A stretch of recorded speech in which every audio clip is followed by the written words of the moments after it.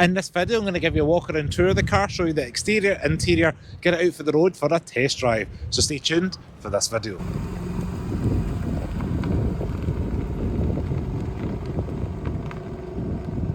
Now, up front, you're going to notice this beaver-style grille that caused a lot of controversy about 4 or 5 years ago when it came out. I think people have kind of got used to it over the time. And then we've also got the historic anniversary badge here for the BMW M with the blue, white and red up front. I do like the fact we've got some carbon fibre. It is a little bit of a busy front bumper with the carbon fibre black. And then we've got the body colour down below. As you can see, we've got the current version of the BMW Halo headlights down below. It's a signature trademark for BMWs. Now, we do have all-real aero in this car, being the M model, and we do have a staggered setup with 19-inch wheels up front and 20-inch on the rear, and this particular model is fitted with the red brake calipers. This one also denotes M3 Competition on the side fender, and you can see the black panel running across the bottom of the car, along with the carbon fibre mirrors and the carbon fibre roof that is a trademark for the BMW M products. Now we'll work our way around the rear of the vehicle. Okay, so around the rear of the car we do have this fitted carbon fibre effect spoiler, along with the M badge again on the rear with the M3 Competition, and quad tailpipes with this diffuser, again with the carbon fibre down below. Now, interestingly, being an M product, we do have an electronic boot release that releases 480 litres of boot space, the same that you see in the standard 3 Series saloon. Reasonably squared off area. I like the fact the hinges are covered in, and we've got storage behind these nets underneath, and there's no obvious way to get underneath the centre bit of carpet here to lift up if there's any tyre bit or anything like that. There's no handle, but yeah, overall not too bad. And you've got handles here to lower to split fold the rear seats, which are in a 40-20-40 configuration. Now let's check out the back of the car. You join me in the back of the M3, and it's pretty standard 3 Series affair back here. Legroom's alright, headroom's not too bad. I'm 5'11". Because these are sporty M seats, we do not have any cargo nets behind them, but we do have USB-C chargers and little climate vents, and you can control the fan speed and direction of airflow. We also have a kind of centre armrest here. You could kind of act as an armrest. There's no physical armrest, so if you're going to use this as a ski-through hatch or an armrest, you've got that flexibility. The leather quality is the same as you get up front. Nice premium leather, and this one's with the white and black that I like to call the penguin, and you're going to notice the kind of blue and red stitching on the seat belts themselves there. Now, this car is fitted with Harman Kardon sound system, which is indicated on the door cards there, and you can see the mood lighting as well. Now, one last thing to note is we do have cup holders in the back, which is not always a given this day and age. Now, let's check out up front. So yeah, up front in the cabin of the M3 is going to be a familiar place for anybody that's been at BMW in the last 5 or 6 years. We've got a nice chunky M Sport steering wheel. We've got a dash that is pretty well made, you know, standard 3 Series affair. And we've got carbon fibre adorning the trim of this vehicle. That black and kind of soft grey colour are adorning the seats and the centre armrest here. And there's a host of carbon fibre in the centre console. This car does use the 8-speed automatic transmission, gone as a DCT from the previous generation. This is probably my favourite generation of BMW because we've got physical iDrive controller as well as a touchscreen up here that gives you things like Apple CarPlay wirelessly, as well as gesture control that you're able to turn down. As you can see, working super well, but yeah, you're able to do various gestures to change songs, etc, etc. Now, the BMW trademark is you can run your finger across these buttons 1 to 8 and assign them, so as you hold it slightly, it'll come up and tell you what it's assigned to, so you can have that for your radio, your phone, a preset destination, whatever it may be, nice and easy. I typically would have number 8 as my home, and you push that for your home address if you're out and about. 3-stage heated seats as well, which is nice to have physical climate buttons. And crucially, this car is highly configurable in terms of the sports modes. You can change the driving modes, but we've got 2 buttons here on the steering wheel, M1 and M2. So if you configure each of them into the setting that you want, then that means you can have maybe a softer mode for M1 and a harder track mode for M2, and at a touch of a button you can switch between them. And again, this one's got the heated steering wheel, which is quite nice for a cold Scottish day. So we do have these carbon fibre-esque shifters behind the steering wheel here that are quite large, which means you're out on the road you're able to grab them. M1, M2 modes, which means you can switch between your favourite driving modes at a touch of a button. And then you're able to see your cruise control on the left, heated steering wheel in the middle there, and your volume and your phone controls on the right hand side. Indicators on the left for anybody that's unaware if you've been in a BMW before, and then the right hand side is where your wipers are, and your lights are physically down here on the right. And on the right hand side of the door card here, we do have all round electric windows, electric mirrors, and 2-stage memory seats.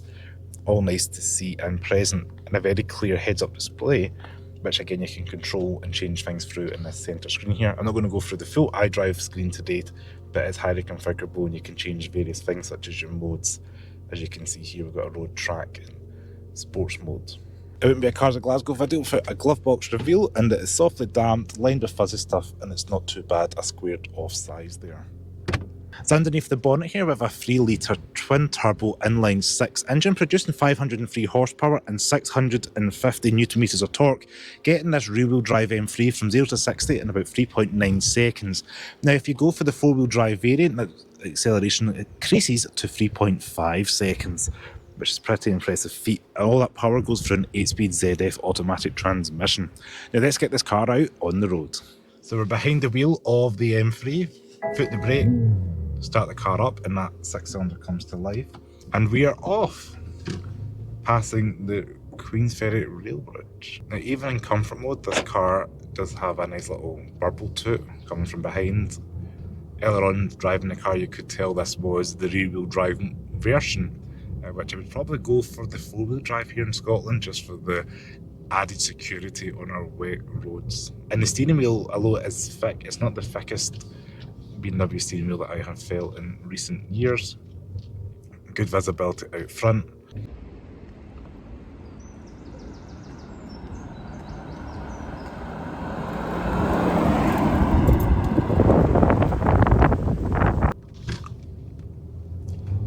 So we're just going to be going over some speed bumps, good real world test to see what we're like over these. I'm a bit nervous with the front end in this car. It's not too bad, not too fun. The power and torque are just there at low revs as well. Like just when you're accelerating a little bit, you can feel it just below 1,500 RPM. It's ready to give you just enough to get going. Now the reversing, we get the drivers today. It does feel quite firmly set up on the road. You know, earlier on when we're on the back road, you can feel it vibrating your fatty bits, to say the least.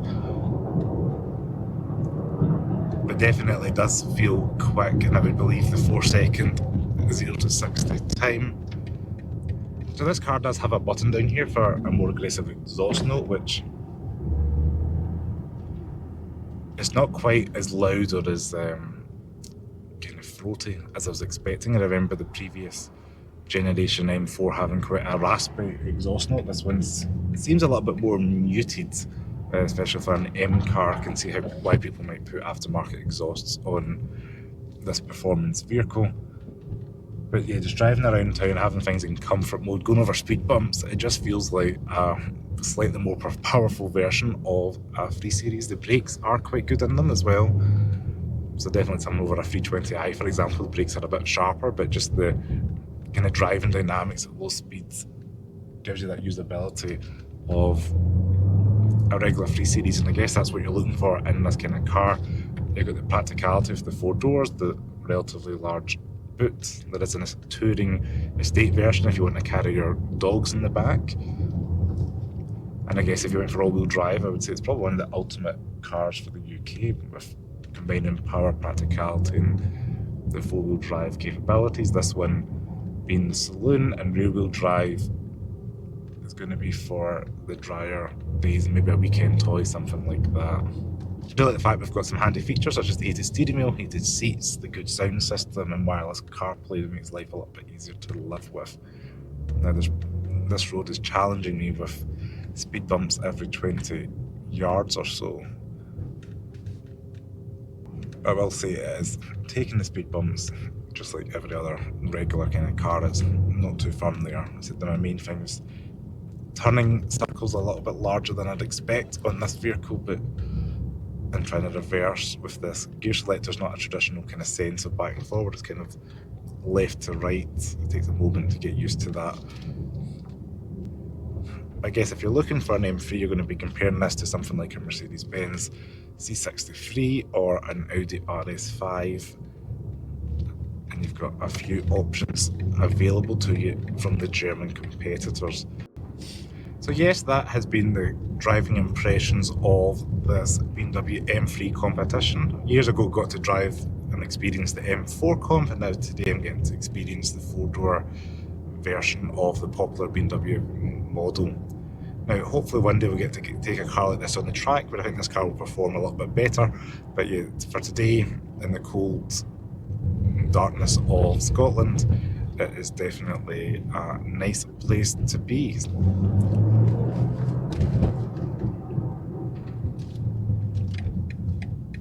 So I just want to say thanks very much for watching this video on the BMW M3 Competition. If you like this video, please give me a thumbs up, comment your thoughts below. A special thanks to Arnold Clark, Citroen of Armadale, for loaning me this car for today's video. See you next video. Ciao.